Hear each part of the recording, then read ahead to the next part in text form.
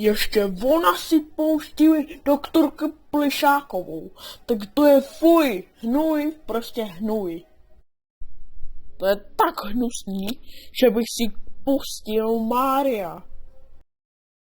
Ale to je tak blbý, že tady ta doktorka Plišáková je blbá. Ta doktorka Plišáková je hnusná, výborná, ale není výborná. Je to blbá. Je to blbá holka z doktorky Plišákové.